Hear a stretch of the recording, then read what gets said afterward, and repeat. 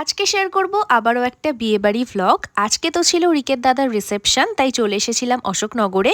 বিয়ের দিন আমার শরীরটা এত খারাপ ছিল আমি একদম ভিডিও করিনি। আজকেও যে বিশাল কিছু ক্লিপ নিয়েছি তাও নয়, তবে যেটুকু যা নিয়েছি আশা করি তোমাদের ভালো লাগবে। তো এখানে রিক আমাদের সবাইকে কফি পকোড়া সমস্ত কিছু এনে দিচ্ছিল। সেটা না পড়লে মুন্ডু বেঁকিয়ে দেবো। তুমি কি এরকম করার জন্য যেটা পড়েছি ওটাই পড়বি। না আমি বলবো না। আয়রন করেছি কষ্ট করে, কিন্তু রিক আমি আর কি পারছি না।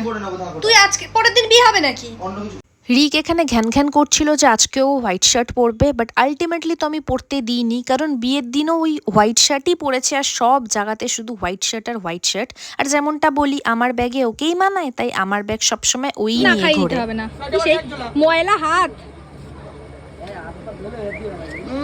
চান করে জীবনেও শীতে করি না, গরমে করি। শীতে আমি 15 দিনও বন্ধ দিই। ঘর জামাই না, ঘরের বউ, ও জামাই, আমি বউ, এরকমই থাকবো। আর আরেকজন তো নিজের সার্কাস চালিয়ে যাচ্ছে, যেমনটাও করেই থাকে।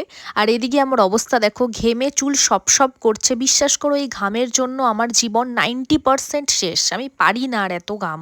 তারপর ওই লাস্ট ব্যাচে খাওয়া দাওয়া করলাম, মেনু কী কী ছিল দেখিয়ে দিলাম। তো এইভাবেই কাটলো বিয়ে।